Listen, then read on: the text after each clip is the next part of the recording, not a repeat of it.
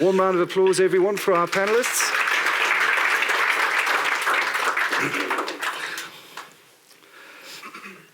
Right, what I'd like us to do before we get into any of the presentations or the panel conversations is let's just get a dipstick into the room and see how people feel about where we are in the market at the moment. So let's open Mentimeter.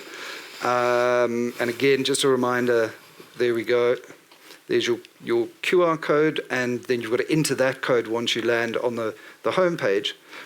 We want to know, as a first question, you can start thinking about this, how are you positioning, first it's going to be which asset class do you expect to perform best over the next 5 years? So let's just get a sense of a very South African audience, where they think markets are going to be heading over the medium term.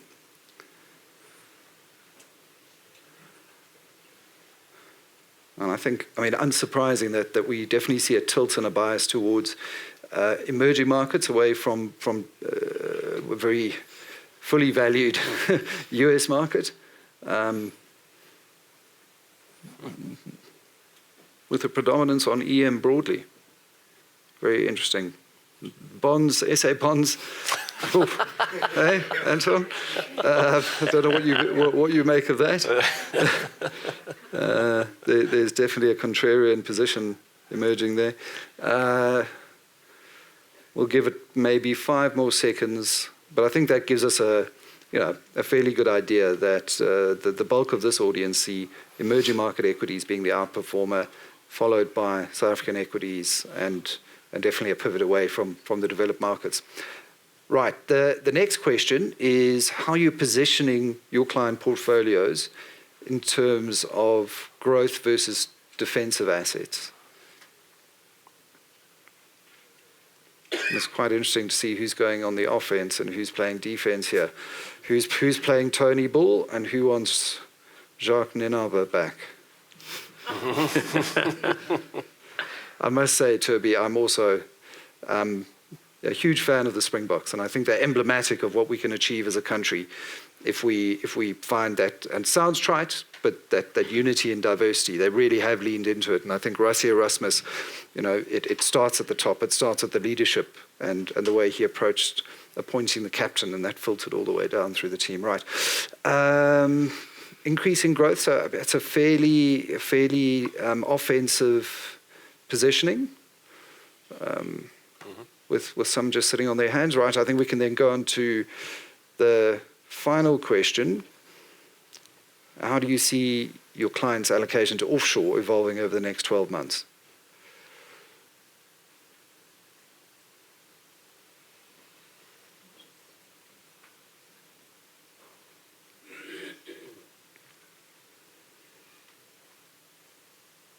It is interesting. I wonder how much of this is a factor of a rush following Reg 28.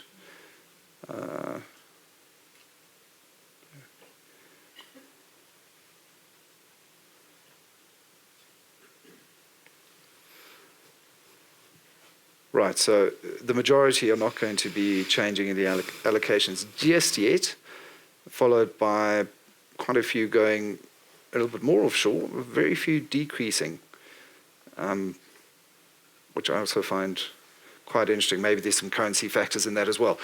Right, so Anton, maybe you can just kick us off then. Given what the room has told us about where they see growth over the next 5 years, definitely in EMs and going on a lot more offensive tilts and pretty neutral offshore, maybe you can just take stock of what we're seeing in markets at the moment before we then go into the US position. Yeah, so what we've done, so we basically got a few slides and just a little bit of a spoiler alert. There's no forecasts around the US election. There's no stories around AI. We don't have any charts on the China equity volatility, geopolitics. So this is, Chris and I are very guilty of focusing on history and focusing on numbers.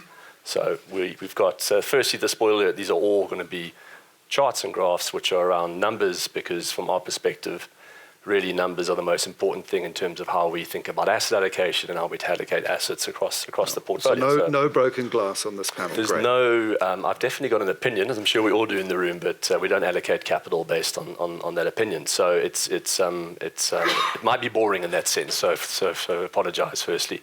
I think what we're going to do is just go back a little bit and repeat what we all kind of know across what's happened over the last 25, 30 years in terms of increase in offshore allowance. So it's gone from pretty much close to zero to 45%. In particular, that large move up recently had a big impact on our local market, which Chris is going to go a little bit into.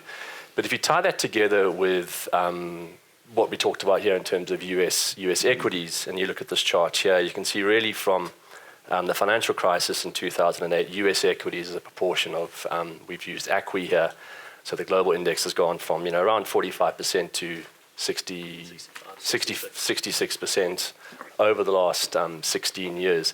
So if you combine that chart there, and you look at 2008 where we were 15% in global, with a 45% allocation to the US, so you kind of around 6% in terms of effective exposure for South African retirement funds to US equities, and you combine that with what's happened, those two things, you've gone from call it 6 or 7% to anything like 30% now exposure in an average retirement fund to US equities. Wow. I mean, it is.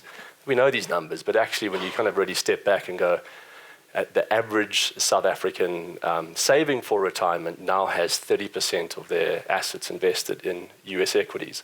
So what was something which was not really hugely important in terms of an investment decision, it becomes a material part of how you allocate assets from here on. So we're going to focus quite a bit in our session around US equities, and then the second, obviously most important asset class is South African equities. What does it look like in terms of South African equities? And if you kind of look at the last 2 decades, we all know this story, but it is actually phenomenal when you pull it up in a chart and map it over the last 2.5 decades. So if you take the period from 98 to 2010, SA outperformed DM by a phenomenal 16.7% per annum for 12 years, and then really a complete reversal almost over the 14-year period where we underperformed developed markets. We know the story over the last 14 years. So it's great that we've been able to invest more into developed markets. But if you look at financial markets through a historical lens, these types of long-term, 10-year plus type of investment trends are actually hugely important in terms of how we think about things from here. So what we're going to do is we're going to spend just 5 minutes going into the US. We could spend 5 hours talking about the US, but 5 or 6 minutes, I'm going to put up a few charts, once again, just numbers. And then we're going to open it up to some Q&A. So please, as I go through, give me the opposite view, or interestingly from the poll, it seems like the audience does have a similar view. It's interesting in the poll that the one thing which doesn't reconcile is increasing offshore exposure, but believing that global US equities in particular are going to underperform SA equities. That may be an EM allocation, but that's definitely part of, I think, in the wrap-up session, we want to kind of go into that. Yeah. So I'll talk about this kind of real issue we have around the US, once again focusing on numbers, and then Chris is then going to put a much more positive perspective. So I'll be the bad cop, baddie in the room, and Chris, that's fine. I'm a fixed income guy, so I'm used to being the baddie in the room. Can you please just email that to Magnus Heister?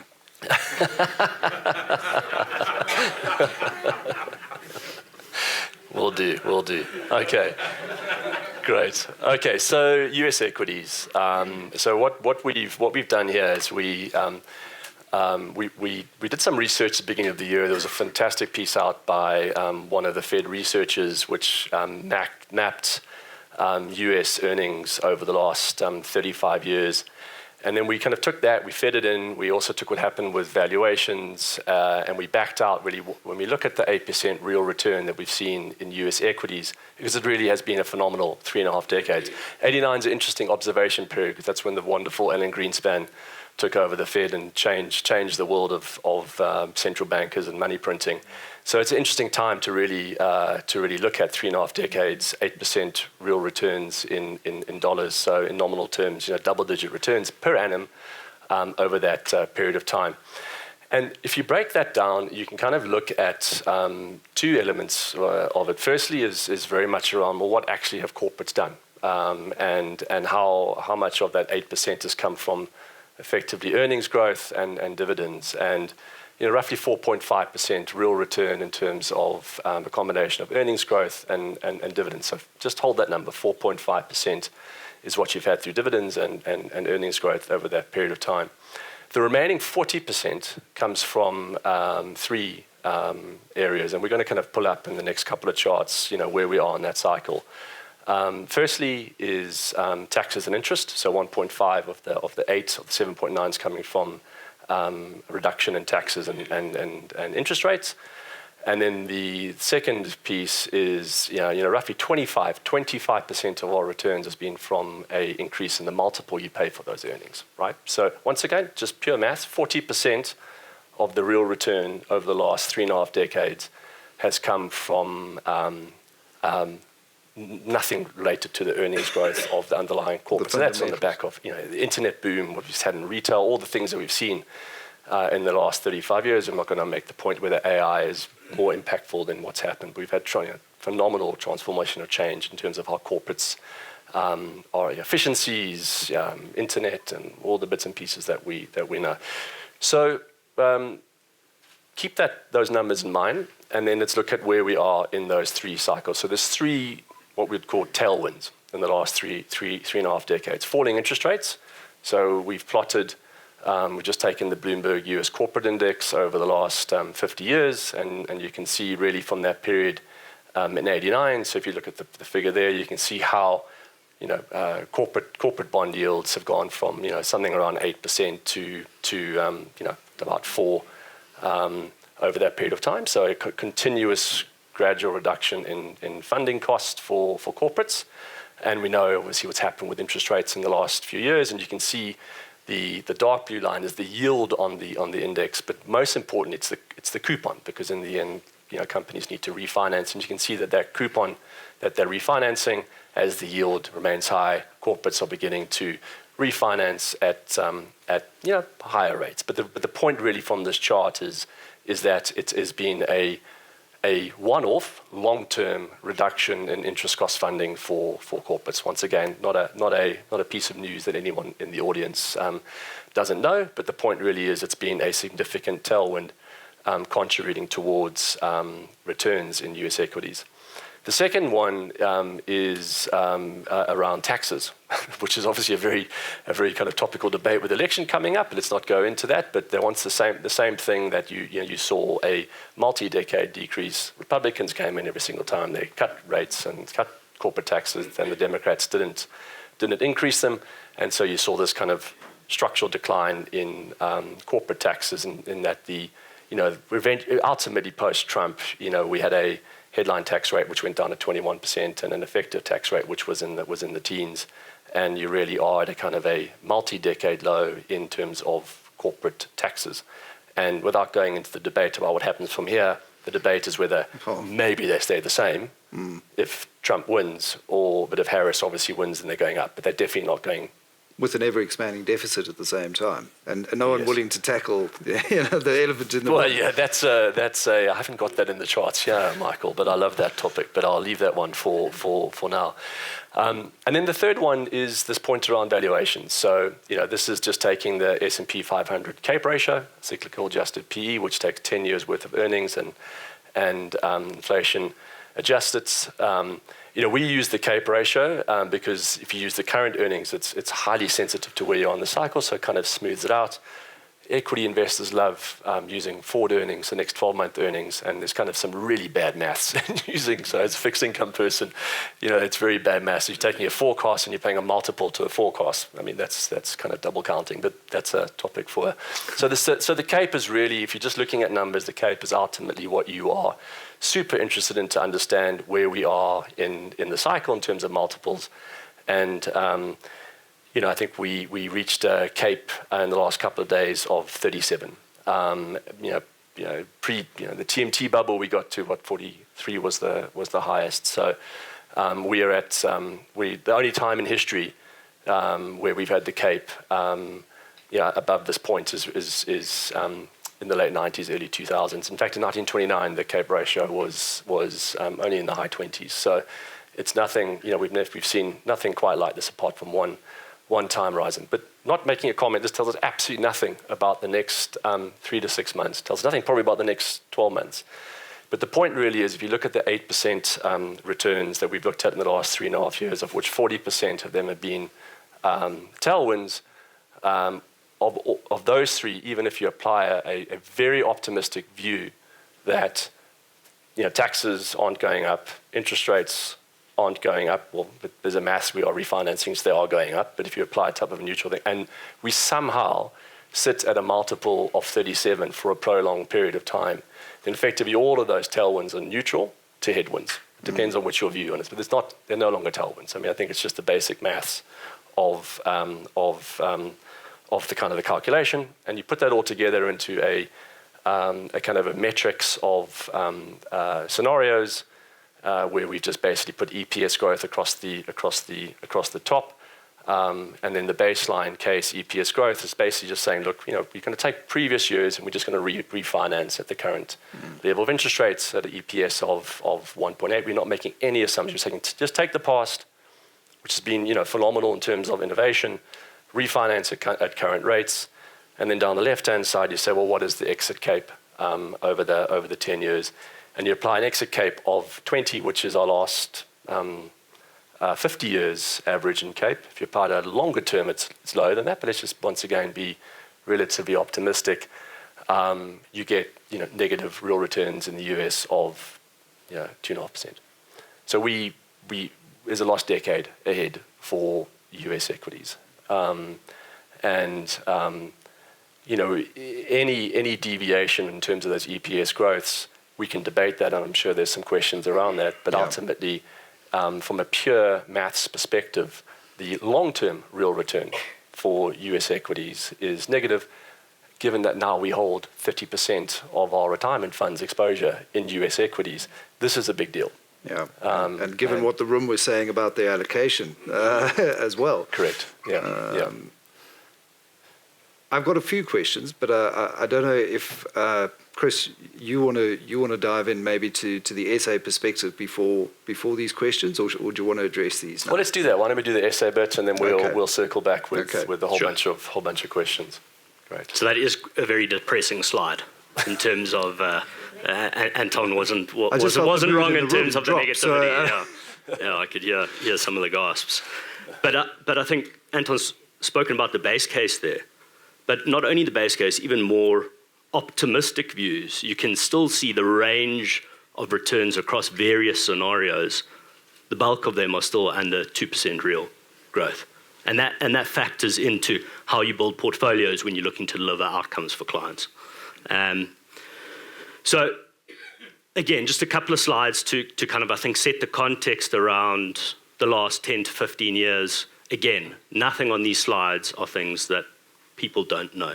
But the big trajectory, and Toby mentioned it in his welcoming speech, has really been that sort of trend decline in South African economic growth over the last 15 years. I mean, 2007, we were sitting close to 5% real.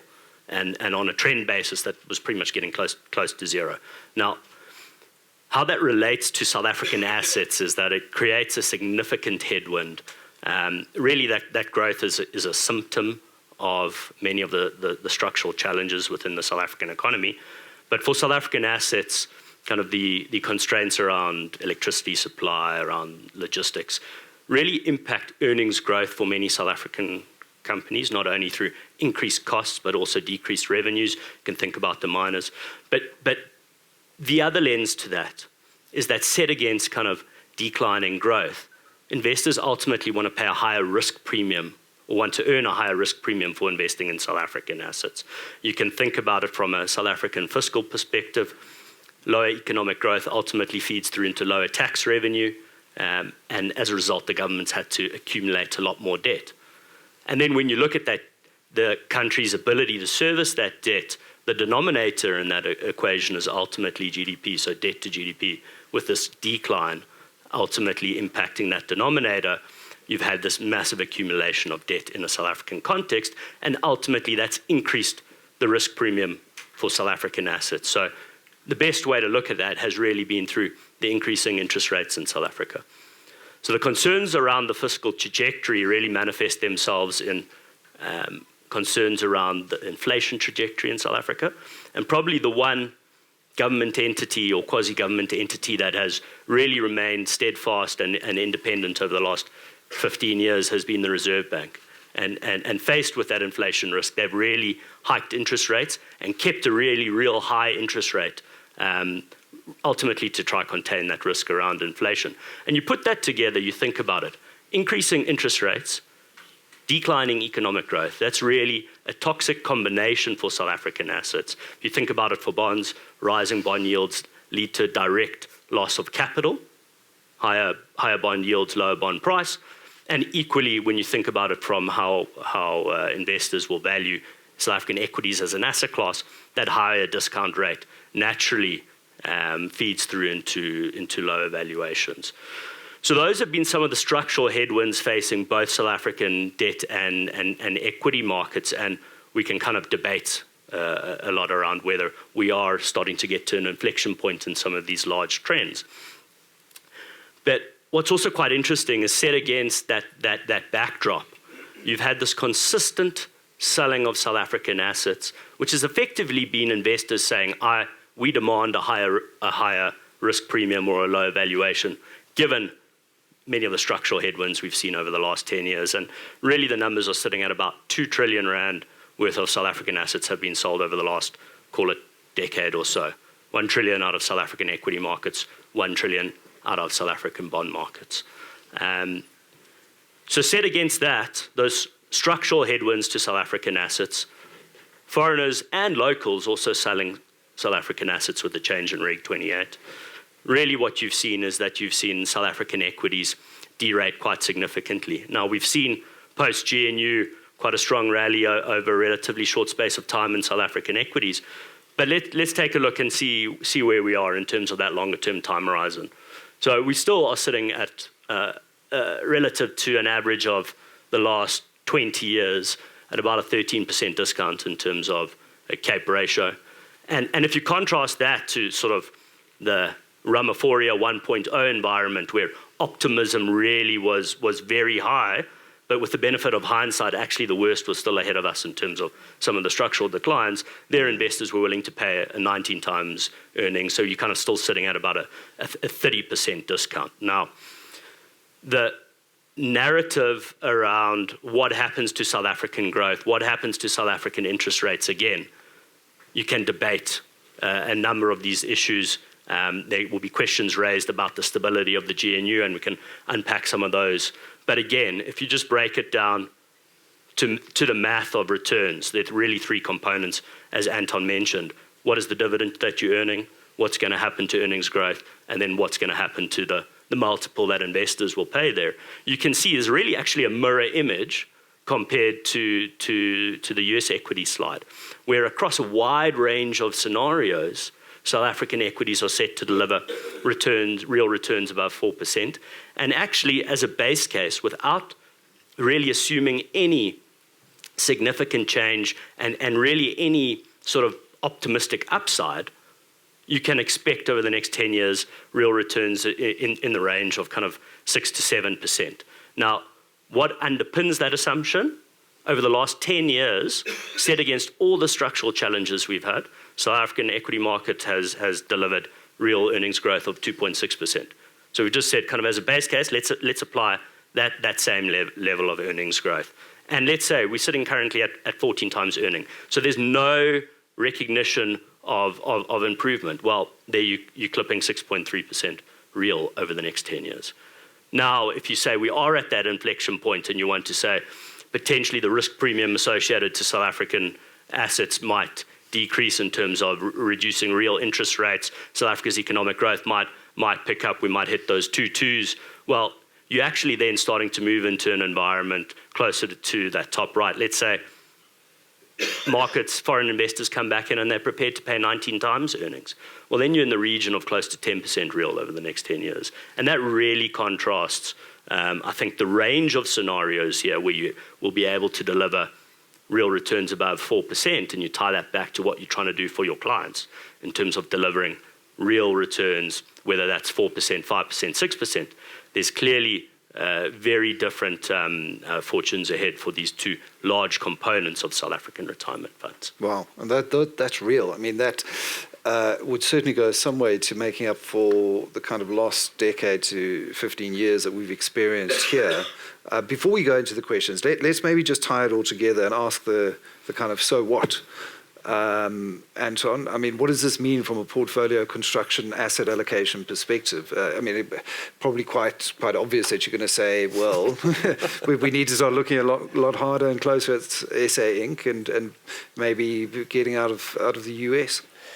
Yeah, I think that firstly, the really relevant point here from our perspective is that if your time horizon is short, so if your time horizon is the next 3 to 6 months, and your time horizon is very much around tactical allocations, views around Fed cutting rates and all that, US equities could absolutely be 10% up in the next 6 months, and we've had a good rally here, and we could see a flatlining in the next 6 months.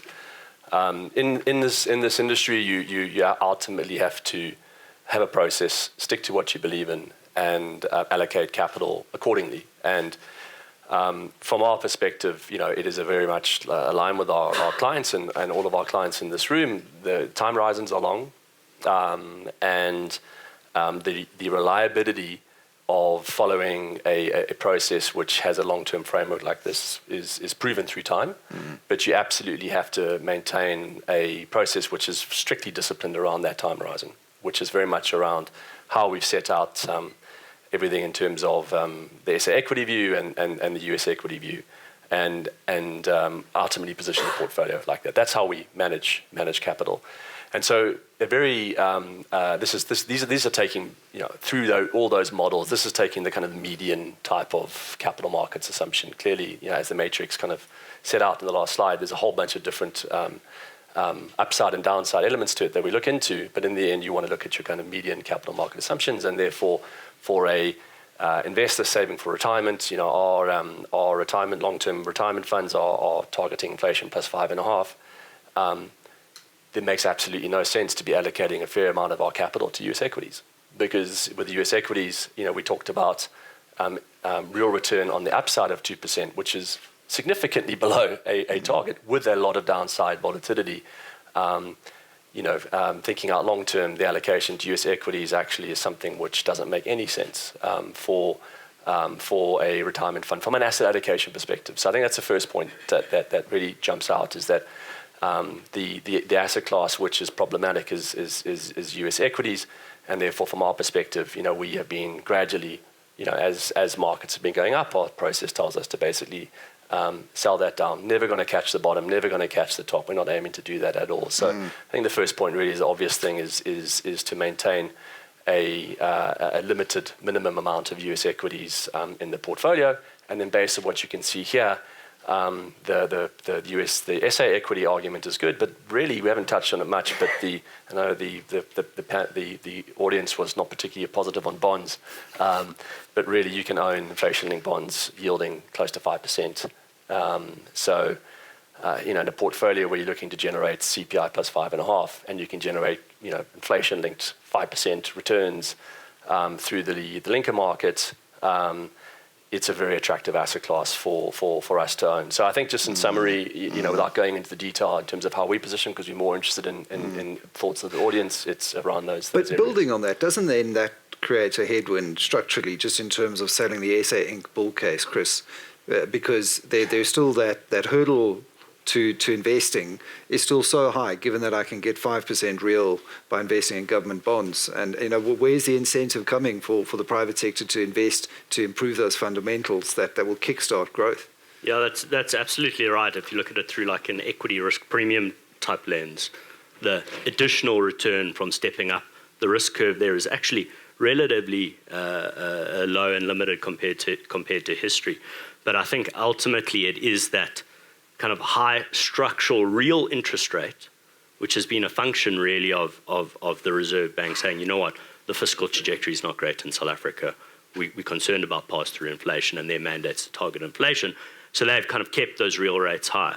But in an environment where potentially South Africa's fiscal trajectory starts turning around off the back of an improved growth outlook and debt consolidation, the function there would be that potentially real rates would be able to be reduced in South Africa. To what level? Because this has been a bugbear of mine. Yeah. I understand exactly what you've said around the fiscal position really guiding the SARB, but Jill Marcus had real rates are closer to 3. Under Lesetja Kganyago, we're closer to 7.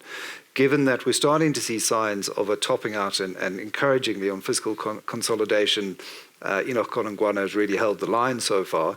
When do you and where do you see that real rate appropriately settling at over the next few years? Look, we know that they are very, very conservative, and ultimately there's been a lot of conversation around whether those high real rates have been the reason for low growth. But time and time again, they said, kind of from a monetary policy perspective, if there aren't the right structural reforms in the economy, monetary policy cannot solve those challenges. So I think it is kind of a little bit of dependency there in terms of a little bit more of show me, not just tell me. We'll get an update at the medium-term budget policy statement in terms of the broader fiscal trajectory. But I think we'd need to see that debt consolidation really start coming through before real rates can move slightly closer to the 3%. The issue we have here, though, is that cost of capital is materially higher than South African economic growth. And you really need that to invert to create further impetus over the longer term. Right. But you've seen the beginnings of that, right? I mean, the nominal bond market we know is 2% kind of rally in yields in the last since the election.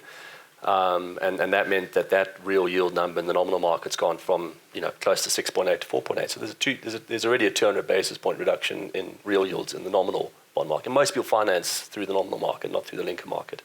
So I do think there's already been, we saw the flows from foreign investors. There's been a repricing in the bond market. So our fiscal premium has significantly reduced. Credibility of the Reserve Bank is high in terms of maintaining that discipline around inflation. So it is set up for a follow-on, through flows from foreign investors into the equity market. So but the other point to make is that remember that real yields globally have gone up substantially compared to 10 years ago. Real yields globally previously were negative 10 years ago. They're now depending on where you are, around 2%. So there's been a repricing in real yields globally. So you would expect an emerging market type of repricing as well. So to get back to 3 does require real yields globally dropping. So it's probably more around the 3 to 4% type of level for it to be in a normal range relative to global markets. So that's kind of the range that we're looking at. But that's significant. I mean, to Toby's point around the delta of that move going down from 7 to 4 would be absolutely massive as a catalyst. Yeah, and you could see if building on that, this sort of positive flywheel that starts to come into the South African economy, kind of those lower real financing costs starts crowding in much needed investment because the cost of capital is a lot higher, which feeds through into economic growth. There's greater tax revenue from a fiscal perspective, which lowers South Africa's debt trajectory, which further can reduce South Africa's risk premium. And you can see that positive reinforcement of that cycle, which has been negative for the last 15 years, really that's kind of the bull case and the upside scenario looking forward. I'd just like to remind people to keep the questions coming on Mentimeter. I've opened Mentimeter now, so we'll put some questions to Anton and Chris. I've got a question around if you're advising clients, especially ultra-high net worth clients, they tend to be quite bearish, SA Inc. That's just my sense that I've gotten speaking to a few managers before we started today. Selling the SA Inc. turnaround story remains a question of kind of show me, don't tell me, and it's very difficult to change perceptions. And I think that's why we still see so much allocated offshore. How would you go about persuading someone to bring capital back onshore? What would be the key points that you would use to demonstrate that the GNU is more than just kumbaya and it looks good on the surface? Where are we seeing the major signs that policy is driving an increased rate of structural reform? I think we're seeing it in the energy front. I'm still worried about things like Transnet. I'm still concerned about the overly interventionist nature of the Department of Trade, Industry and Competition through the Competition Commission. I haven't seen enough on that yet. So there's actually, I think, a lot of the initial positive structural reforms, the foundation of that was really laid even prior to the GNU, which is something that I think fills me with a certain level of confidence. You can see that there's the playbook that's been rolled out in relation to Eskom. What's that? Changing legislation to increase private sector participation has been ultimately key. You can see the stats around rooftop and embedded generation that's come on and really resolved the load shedding crisis. It's by increasing the role of the private sector and decreasing the role of the state. So that's the first thing. Second thing is kind of boards of SOEs who are working kind of in alignment with kind of including the broader private sector and creating an enabling environment. And again, we've seen that at Eskom and at Transnet. So that playbook has been set in terms of how the government dealt with Eskom. They're trying to roll it out for Transnet as well. But I think the key there is that it's not purely dependent on the GNU and the outcome of the GNU, because I think many of these policy steps were put in place even before the outcome of the last election. Okay, I mean, so I want to add 2 points to that. Firstly, that it's a rather strong. I mean, I think that almost is picked up, and I'm very keen to get some comments from the audience on this. It was picked up in the survey where we talked around kind of the relative positiveness around SA equities, but investors are still intending to increase the offshore exposure. And that's obviously just got to do with diversification. In the end, South Africa is a small market, and we've been constrained in terms of how much global allocation we can have within our portfolios through regulation. And there's a diversification versus a expected return type of thing which are kind of coming together here. Beforehand, that didn't exist. There was a very negative sentiment around South Africa and a need for diversification. So therefore, you take as much as you possibly can offshore every single opportunity you get. Whereas now it's still a need for diversification, but on the other hand, there's kind of this but this SA-US type of return opportunities there. So I'd love to get any input from advisors in the room around how they're thinking about that and talking to clients once we send the microphone around. I think the second point to make is just around foreign confidence. And in my experience working in London, is emerging market investors, the first thing that they look at is local participation. They do all of their assessments and bits and pieces, but in the end, there has to be local participation. And the bond market trade, the bond trade, which we saw with foreign investors, was it was almost a kind of a carry trade, a mass trade around. Ultimately, there's a nice level of real yield here. It's a trade to put on. And confidence around that kind of improving. The equity investment has to ultimately come through. And we're seeing it locally, absolutely. The flows are from in terms of local. What we picked up in that survey, we're seeing with a lot of our competitors buying SA equities. I mean, we're not the only ones who are overweight SA equities in our portfolio. I mean, a lot of our competitors have the same thing. So I think that local confidence is there. Yeah. It's a high bar. CEO confidence, we picked up earlier. Obviously, that's picking up. Consumer confidence is picking up. Yep. So as local participation happens, as local confidence picks up, then over time you'll get foreign flows coming back in from that -1 trillion to a positive. And that becomes But I think the whole thing around this kind of offshore diversification in terms of allocation versus that is a tricky one in terms of how advisors are impacting the portfolios. Yeah. I think what's quite interesting to add on to that point in terms of kind of, if we look, we spoke about the last 10 years in terms of foreigners selling local assets. If you look at what's happened over the last 4 months post GNU, foreigners have dipped their toes back into South African bonds. There's been about 20 billion worth of foreign buying, and you've seen how the bond market has rallied significantly, 250 basis points. What's actually quite surprising is despite kind of the positive local sentiment, foreigners have still been net sellers of South African equities every month since the election outcome. So it talks to that kind of show me, don't tell me, and that need for kind of what Anton was saying, positivity in terms of the local market. You've seen a lot of managers starting to allocate more to South African equities, but foreigners have still been net sellers. So when you look at the South African investment opportunity, it's probably underappreciated, some of the structural reforms that's come through. It's undervalued and it's underowned. We've got quite a few questions coming through, sadly mostly anonymous, so please do write your names when you do, because I'm sure no one's scared to put their opinion forward in this room, surely. Given the integration of the global economy and the share of revenue generated by US corporations abroad, are you also therefore suggesting that we're in for a period of slower global economic growth? I think the difficulty here is that given the size of the US equity market, given the size of the US economy, and just given the importance of S&P 500 to risk appetite, and then following that through the importance of equity markets for confidence and therefore the economy, it's very hard to see a growth environment in an environment whereby US equities start to reprice back to a more fairer value. You know, and it's this question around what leads. Does the market lead the economy, or does the economy lead markets?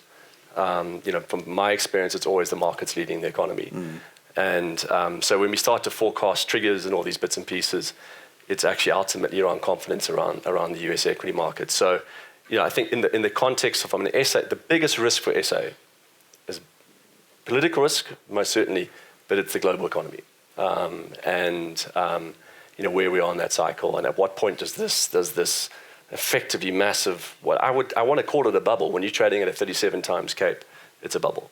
When this US equity market bubble starts to reverse, that's going to impact the global economy. It's going to impact all global equity markets, cheap or expensive. And so that is it's a huge issue in terms of where we are. Chris?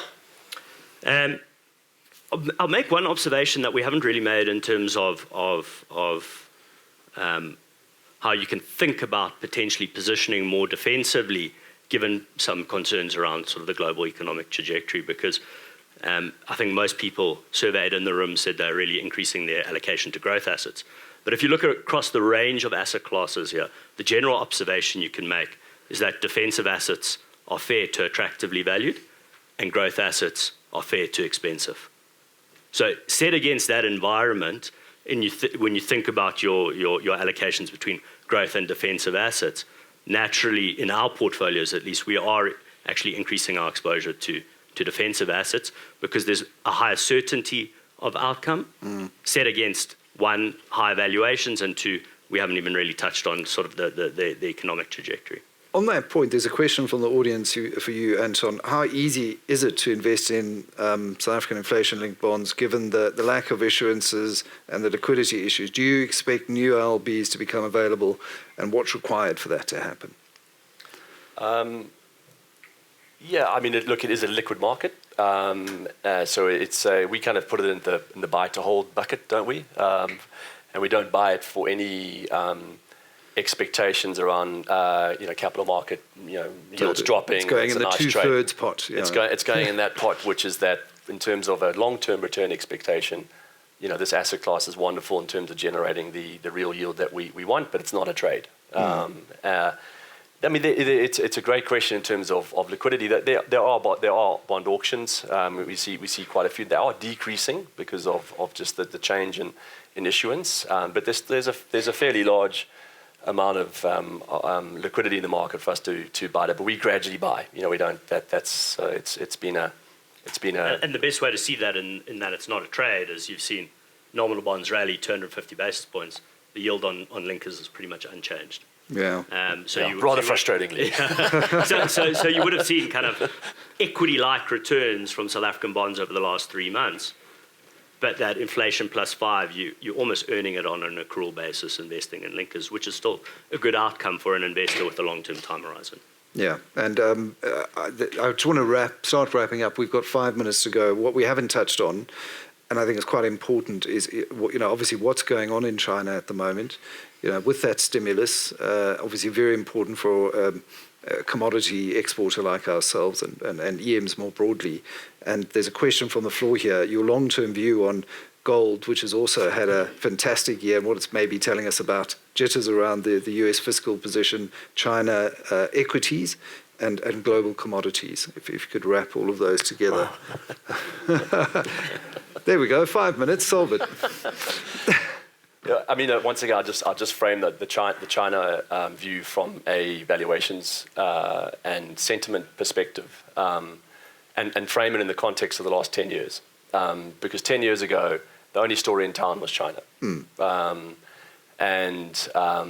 Businesses are being opened up there, flow of capital, obviously opening up to the market, and the story which we know for the last 10 years has just gradually deteriorated, as we've seen with the economy, to the point where we got to the beginning of this year where the valuations of Chinese equities relative to the US had reached off the charts types of levels. So very simply, our models basically say, well, look, at this point in time, how much buffer do you have in valuations for you to make allocations to China? And our models tell us, effectively, it was a beginning of a process of us increasing overweight in China, and we've been gradually increasing that, predominantly through Hong Kong, but increasing our exposure to China over the course of the last 12 months. Not a call on anything to do with the politics or the economy. We've got opinions on that, but it's not something which impacts the way we allocate assets.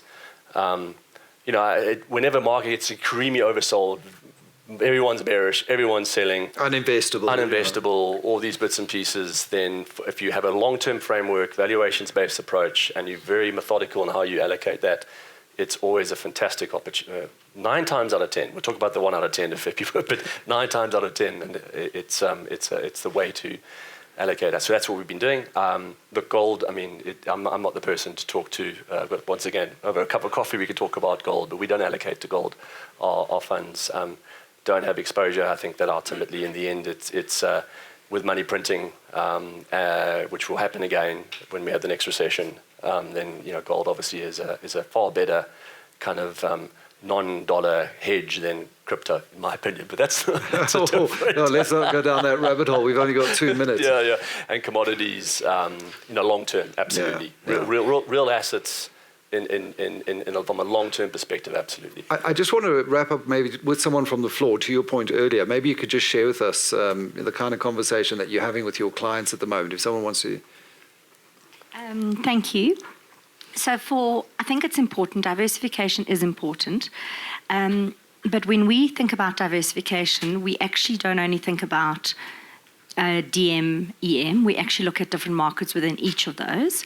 So I agree with you that a 30% exposure to the US is probably too much.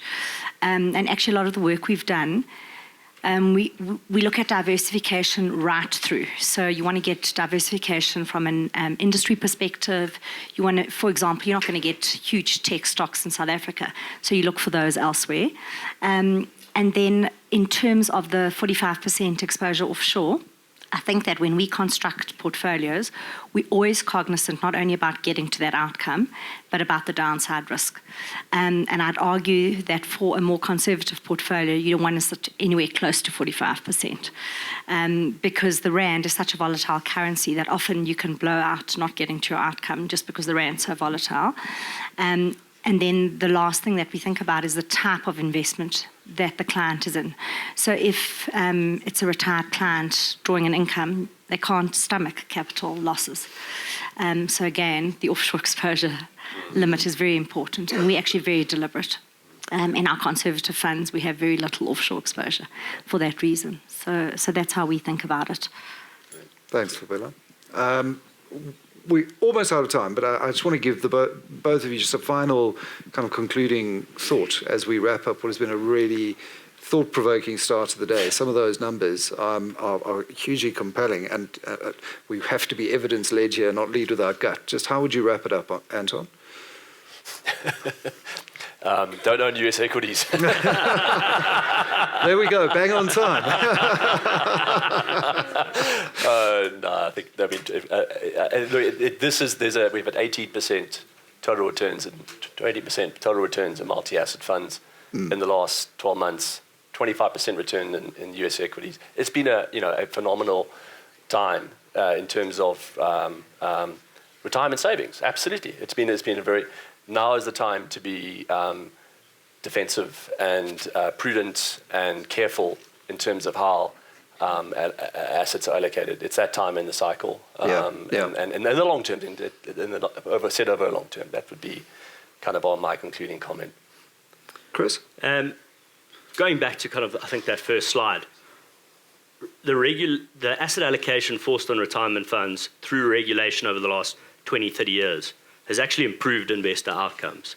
It forced a higher allocation to SA equities when SA equities ran, and it opened up a much higher allocation to US equities kind of at sort of 12 years ago and subsequently increased.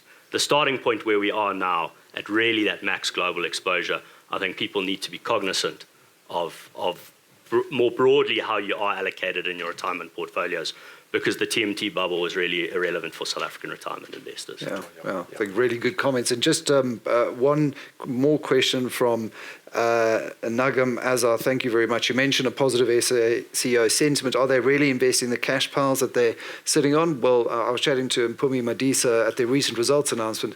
Their capex, when they're sitting in front of their investment committees now, they're from underweight to neutral. Mm-hmm. So, I mean, that is already a very positive sign when it comes to one of the large listed, diversified blue chips on the JSE and how they're thinking about South Africa. So I think on that point, a warm round of applause, everyone, to Anton and Chris. Great way to kick us off here at Think Investing.